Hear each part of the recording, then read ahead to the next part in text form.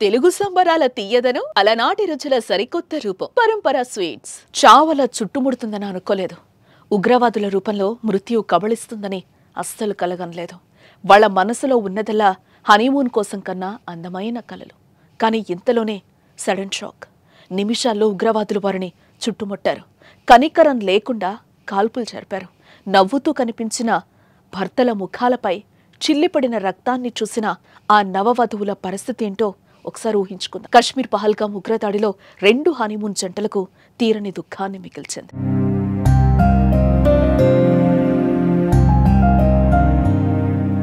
ఈ ఫోటోను ఒక్కసారి చూడండి.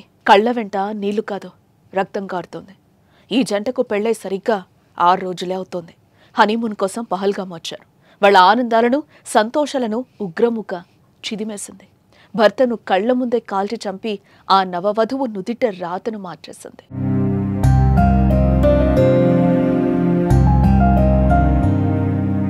ఉగ్రదాడిలో కుప్పకూలిన ఈ వ్యక్తి లెఫ్టినెంట్ వినయ్ నర్వాల్. 2 ఏళ్ల క్రితమే నౌకాదళంలో చేరాడు. కేరళలోని కొచ్చిలో పనిచేస్తున్న వినయ్ ఏప్రిల్ 16వ తేదీన తన స్వస్థలం హర్యానాలో పెళ్లి చేసుకున్నాడు. 19వ తేదీన బంధువులకు విందిచ్చారు. తర్వాత భార్యను తీసుకుని కశ్మీర్కి హనీమూన్కొచ్చాడు. కానీ అతనికి తెలీదు ఈ హనీమూన్ అతని ప్రాణాలకు చివరి యాత్ర అవుతుందని. పహల్గాంలో భార్యతో సంతోషంగా గడుపుతున్న సమయంలో తుపాకులతో 7-8 మంది ఉగ్రవాదులు చుట్టుముట్టారు. అక్కడి ఓ షాప్లో భేల్పూరి తింటున్న వినయ్ దగ్గరికొచ్చిన ఉగ్రవాదులు అతని భుజం మీద చేతులు వేశారు. నీ పేరేంటి అని అడిగారు. పేరు చెప్పడంతోనే అతని గుండెల్లోకి తుపాకీ గుళ్లను దించారు. భేల్పూరి తింటూ ఉండగానే నా భర్తను కాల్చి చంపారంటూ అతని భార్య చెప్తుంటే అందరికీ కళ్ళకి దుఃఖం వస్తోంది.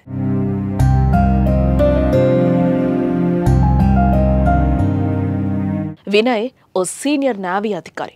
26 ఏళ్ల వయసున్న వినయ్ తన పెళ్లిని గొప్పగా సెలబ్రేట్ చేసుకున్నాడు.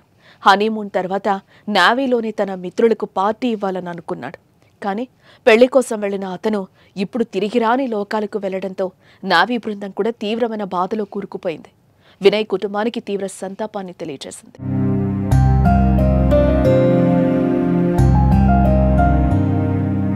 ఉత్తరప్రదేశ్ కాన్పూర్కు చెందిన బిజినెస్ మ్యాన్ శుభం ద్వివేది కూడా సేమ్ సీన్. సరిగ్గా 2 నెలల క్రితం పెళ్లైంది. వృత్తిరీత్యా బిజీగా ఉన్న శుభం కొంత గ్యాప్ తీసుకుని తన భార్యతో హనీమూన్కి వెళ్లారు. సేమ్ లెఫ్టినెంట్ వినయ్కి కొన్ని అడుగుల దూరంలోనే శుభం అతని భార్య కూడా ఉన్నారు. శుభంని పట్టుకున్న ఉగ్రవాది ఒకడు అతన్ని కల్మా చదవమని అడిగాడు. శుభం ఏం చేయలేకపోవడంతో అతని తలకు తుపాకీ పెట్టాడు. అక్కడే ఉన్న శుభం భార్య ఐషన్య ఉగ్రవాది కాళ్లు పట్టుకుంది. అయినా అతన్ని వదల్లేదు. ఐషన్యను తోసేసి ఉగ్రవాది వెళ్లి నీ గవర్నమెంట్తో చెప్పుకోపో అని బెదిరించాడు. ఆమె కళ్ల ముందే భర్తను కాల్చి చంపేశాడు.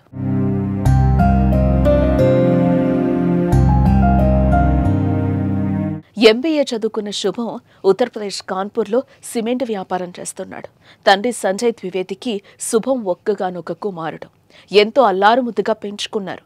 అంగరంగ వైభవంగా 2 నెలల క్రితం అతనికి పెళ్లి చేశారు. అయితే ఫ్యామిలీలో 11 మంది కలిసి కశ్మీర్ ట్రిప్పికొచ్చారు.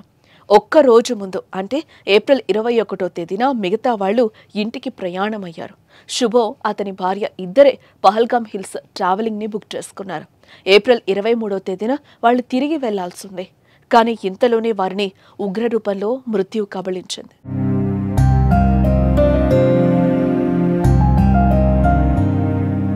కోల్కతాకు చెందిన బితాన్ అధికారి మరణం మరింత దారుణం. అమెరికా ఫ్లోరిడాలో స్థిరపడ్డారు బితాన్ అధికారి.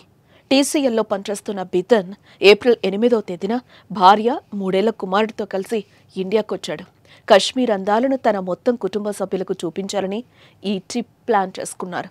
కానీ తన తండ్రి నిరాకరించాడు. దీంతో భార్య కొడుకుతో వచ్చాడు బితన్. పహల్గాంకు వెళ్లి తిరిగి వస్తున్న తరుణంలో చుట్టుముట్టిన ఉగ్రవాదులు బితాన్కు కూడా పేరడిగి ఖురాన్ చదవమని అడిగి హత్య చేశారు. 3 ఏళ్ల కొడుకు కళ్ల ముందే బితాన్ని కాల్చేశారు ఉగ్రవాదులు.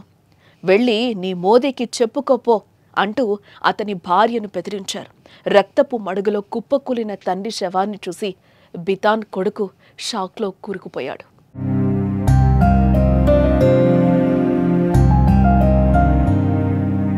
కాల్పులు జరిపే ముందు ఉగ్రవాదులు ప్రతి ఒక్కరిని వారి మతం గురించి అడిగారు. ఖురాన్లోని కొన్ని పదాలు పలకమని చెప్పి ఆ తర్వాత పాయింట్ బ్లాంక్లు తుపాకులు పెట్టి కాల్చి చంపినట్టు తెలుస్తోంది. ఈ దాడిలో మొత్తం 10 మంది వరకు ఉగ్రవాదులు పాల్గొన్నట్టు తెలుస్తోంది. వెళ్ళి మీ మోదీకి చెప్పుకోండి అంటూ బహిరంగంగానే ఉగ్రవాదులు నినాదం చేశారు. అయితే ఈ దాడి వెనుక నిషేధిత పాకిస్తానీ ఉగ్ర సంస్థ లష్కర్-ఎ-తోయిబా ఉందని తెలుస్తోంది. అన్యం పుణ్యం ఎరుగని 26 మంది అమాయకులను బలి తీసుకుంది ఉగ్రముక్క.